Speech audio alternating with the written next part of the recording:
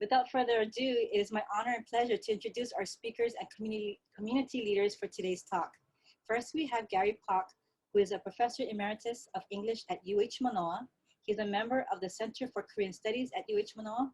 Gary Pak is a third-generation Korean American whose grandparents, fleeing in occupied Korea, arrived here in 1905.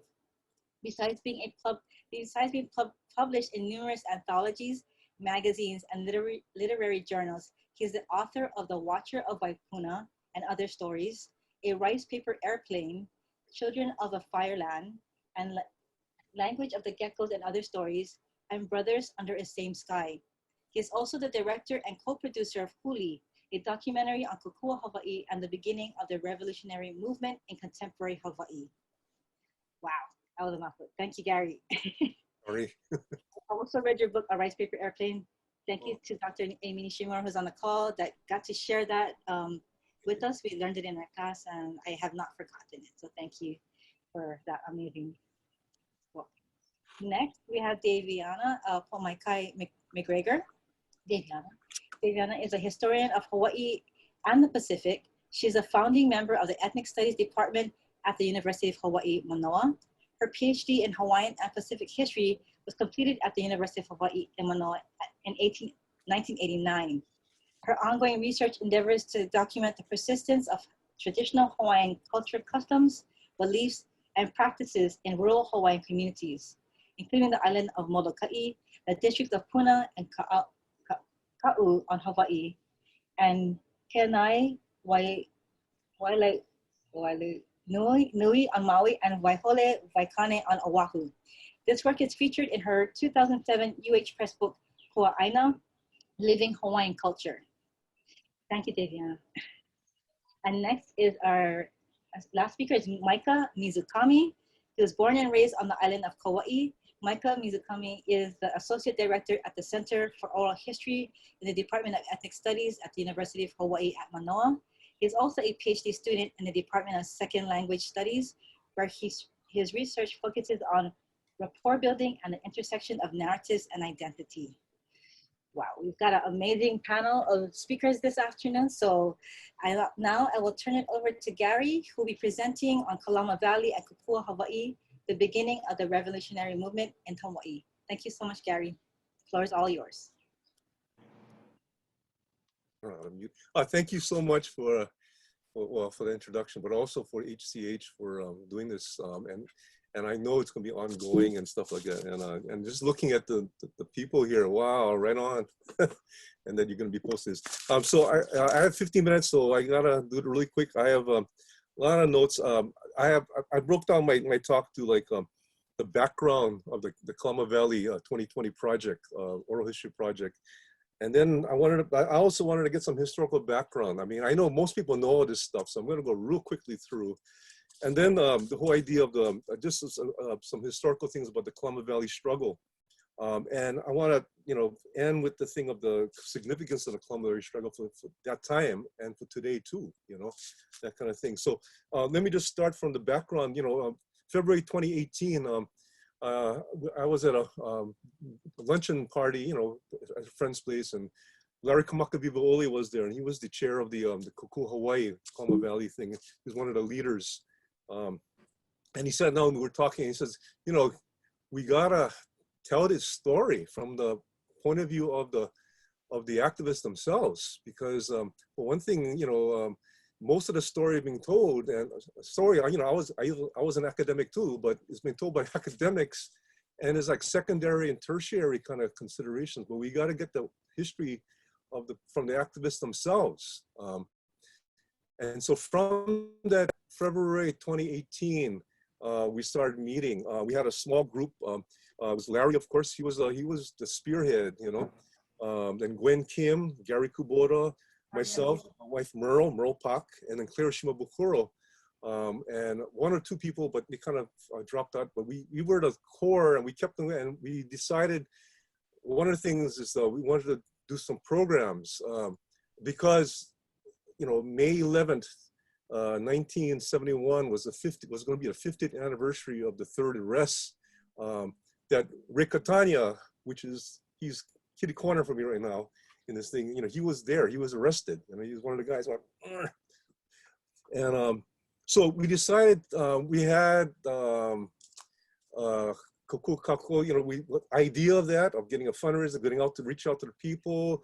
It was just a lot of work, but then we decided that we're going to do, we should do at least a book interviews and also a video oral history project. Gary Kubota was in charge of that, was it a book thing? He interviewed people, the activists and so on like that, and published a book, this book here, which I think you've seen copies. I think in Writers, the Scholar Space in UH has actually a PDF copy file that you can get from that, you know. And then I was assigned, I was asked to do the video program, oral history video programs. And so I did, you know, we had, and this was, we got a video, and this is all circulated, all the universities, the libraries and public libraries and so on like that. And so we were able to get only 12 interviews. Actually, I think it was 13, 14, because people literally were passing away. You know, for example, I interviewed Kalani Ohelo, and just 2 or 3 months after that, he passed away. We went to the Big Island, Larry, myself, Merle, Larry's wife. We went down to see Moani Akaka. We wanted to interview her, and she was in hospice, and she couldn't interview us. So it was a really a urgent kind of thing for us to interview these people, these activists. These are frontliners, you know, to preserve this history. So we finally did it. We got as much as we could. We did the video project, which is on, it's on YouTube, Kokua Hawaiʻi. It's 12 interviews. It's also on going right now currently on Olelo 54 TV, and we also put together a documentary, a full-length documentary, Huli, Kokua Hawaiʻi, and the beginning of the revolutionary movement in contemporary Hawaii, and that was in the HIF 2020. I was invited for that. You're also, if you have a UH student, staff, faculty account, you can stream it for free from the library system. It's also in Vimeo too. So this is was really important. You know, Larry stressed the importance of preserving these stories for the future generations, but also in the voice of the activists themselves. You know, the firsthand. We went even to Bainbridge Island to interview Kimo Ing. You know, he was one of the interviewees and stuff. You know, we tried our best to get as many as possible. So that's the thing. Now, I just want to, from that, I think, you know, what's the importance of this? You know, what was so important to Kalama Valley? Well, you know, I think all of us here pretty much understands, you know, contemporary and, you know, the Hawaiian history, you know, the annexation, the overthrow and stuff like that. So I'm not going to go into that stuff. You know, the rise of U.S. imperialism, going to the Pacific, taking over Philippines, taking over Hawaii, Cuba, and, you know, elsewhere and stuff like that, Panama, blah, blah, blah. And I think that, so, you know, focusing on Hawaii, I mean, here, you know, the imperialists like that, you know, the plantation owners, the big 5 corporation, the big landowners, including Bishop Estate, Campbell Estate, and all those big private landowners, you know, they controlled most of the land and most of the people. So they needed labor and we know the story. You know, the people were brought in, immigrants from all over the world, China, Japan, Korea, Philippines, Norway, even Puerto Rico, you know, Portugal, Spain, as wage slaves. And I got to emphasize that, you know, they weren't here as settlers. I hate that blank word, because that is such a reductionist word. You know, it's like blaming everybody. You know, you're either a settler or you're an indigenous Hawaiian. No, it's not like that, man. You know, that's a BS concept, and I gotta say that. I gotta put it out there right from the start. It's a way to reduce things, saying that, you know, you're blaming the victim for the problems, kind of thing. So I'm gonna stop there, but, you know, I am very adamant, very strongly against that. The settler colonialism and all that BS kind of stuff, because it really is deceiving students, people, and everybody from what's been going on in not only Hawaii, but around the world and stuff, you know. So anyway, so of course, you know, Kalama Valley was like the one of the last stands of farmers, of people fighting back, and just, you know, they're leasing the land. The leasee was the Bishop Estate, you know, Kamehameha schools and so on like that. And one thing that Larry Kamapidole and Gwen Kim in their interviews, they brought up the point that it was after the Kalama Valley struggle and somebody else wrote that Kamehameha schools and Bishop Estate began to get more community programs, you know, and stuff, because of what Kokua Hawaiʻi and Kalama Valley did, you know. But I think also, you know, it was a stand, you know, where people in the valley, and there were people leaving already, but it was like a last stand. Some of them were shoved out of their farms in Kokua Head, Polola, wherever, Kahala.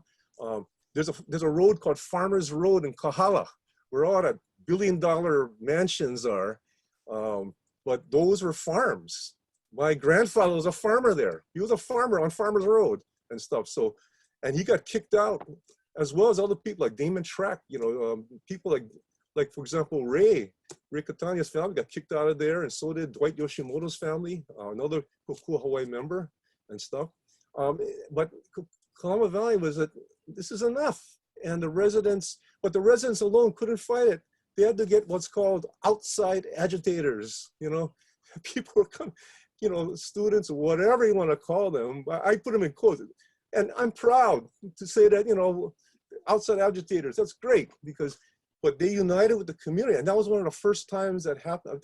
There were times when people did fight back, like in Kokua Head, Lunaliwa Home Road was full of farms in the early 60s. The farmers were getting evicted again. They went to the state legislature, they pled their case, the deaf ears, the state legislature, the politicians, they're only in the cahoots with the Merchant Street bankers and so on like that. They didn't have a background, they just went by themselves. This is a document, you can look it up in the early 1960s that happened, you know. I'm kind of close to that too, I know, because my auntie was one of the farmers there, and she was one of them who went down to the state legislature and to deaf ears and stuff, you know. It's kind of crazy. And then, but Kalama Valley, what happened? The story is documented in the movie Huli. We do that, and also among all the interviewees and stuff. Listen to John Wittick's oral history, and he'll tell you about that, how he and Larry got together. He told Larry, hey, there's a thing going on in Kalama Valley. The residents are saying, no, we don't want to leave. We want to stay here. We want to fight. Kalani Ohelo went down there. Pete Thompson went down there. Ray Katanya went down there.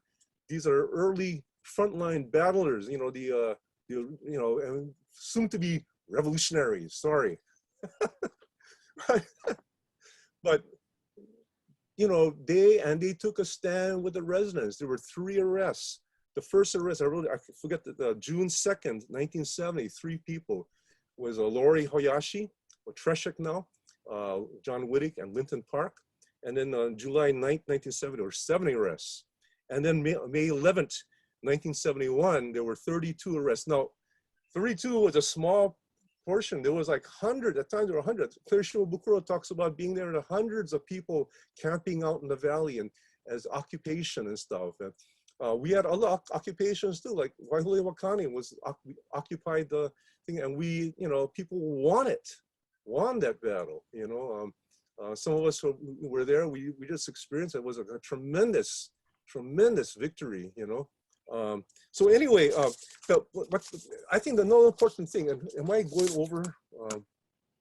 Oh, I got 5 minutes? You're good, Gary. I got 30 minutes to cram into 3 minutes. Okay, anyway, here goes. The thing about Kalama Valley, I think, you know, and I think, you know, there's some discussion about how Kalama Valley, Kokua Hawaiʻi was the beginning of the Hawaiian sovereignty movement. Yeah, it was, but it ignores other parts of what Kalama Valley and Kokua Hawaiʻi was about.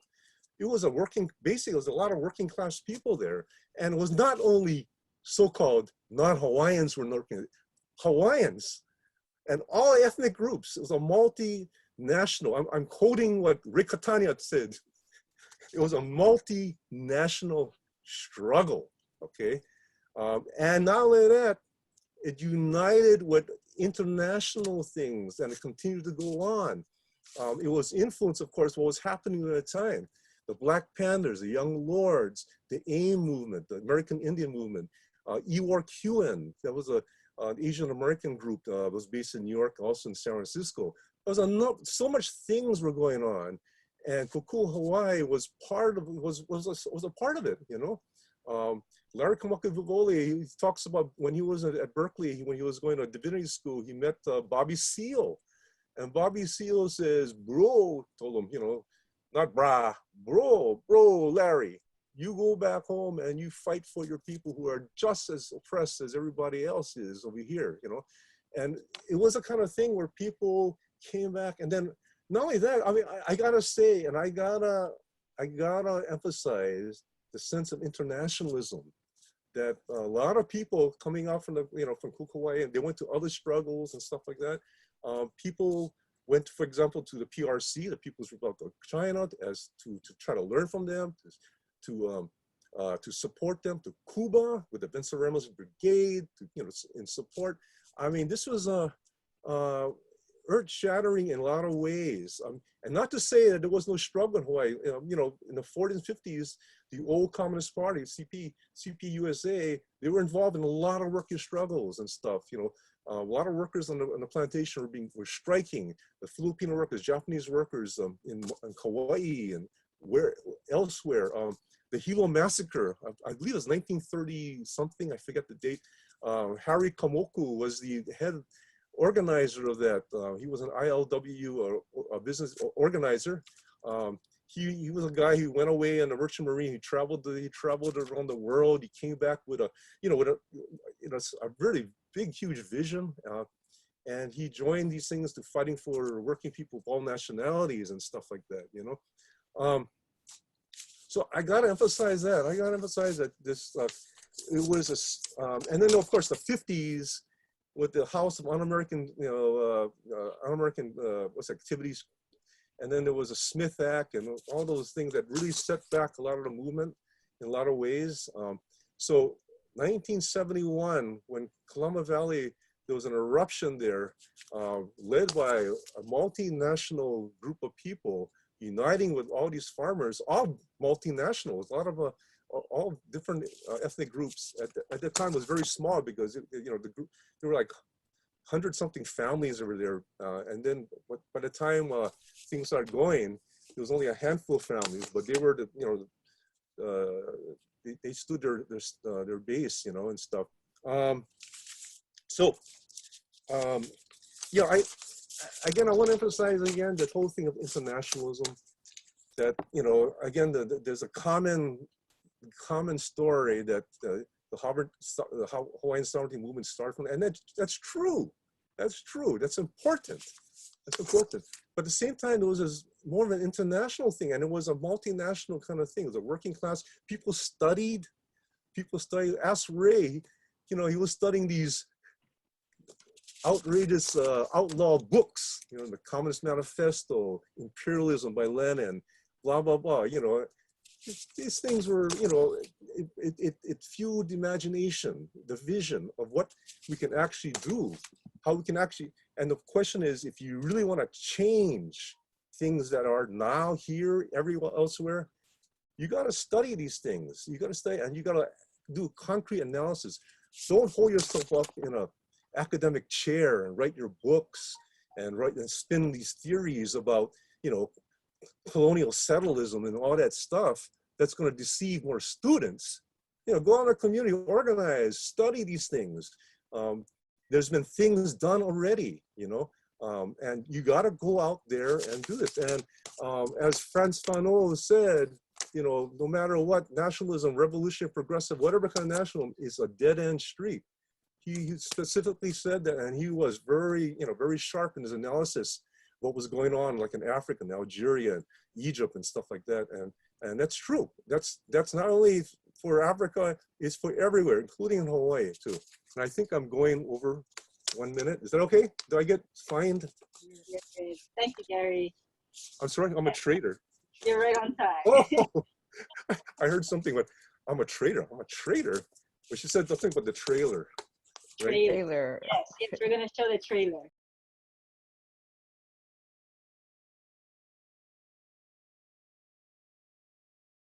This system, this legislature, does not represent the people. It represents a few handful of guys. They had been moved from valley to valley to valley until the very last, Kalama was the last valley, and it was enough. People are saying enough. You know, it was a metaphor for what's happening in Hawaii. It was enough of kicking local people off the land. While I was in seminary, I met Bobby Seale. He said, "Bro, Larry, I want you to go home and cause hell." Pretty chaotic, you know, when we got there, the bulldozers had already started. But of course I didn't think about the pregnancy at that point. What we had to do was to take a stand so that people could remember that, you know, and they could feed off of that and organize other battles. You need to organize your communities. You don't want this kind of development in Hawaii. There's enough of that kind of development. This was the most significant land struggle probably in 100 years. Sand Island, Oda Camp, Niumalu Nawili, all over the islands. So our job is to organize.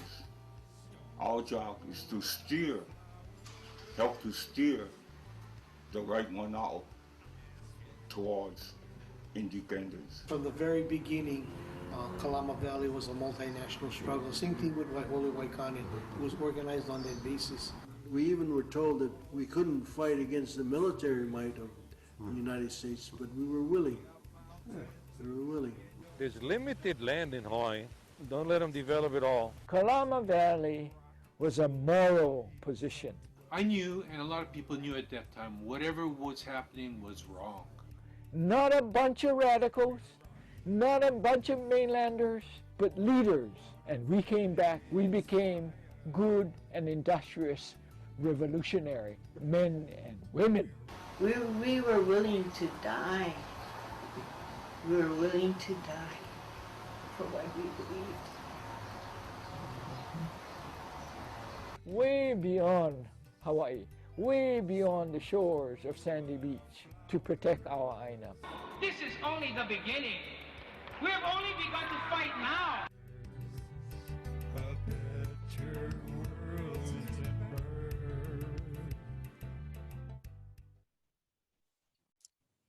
Wow, so powerful. So we have that. We have the full version on our Padlet. So go ahead and take a look at that, and we'll also have it on our website. Thank you so much, Gary, for sharing that. So important. And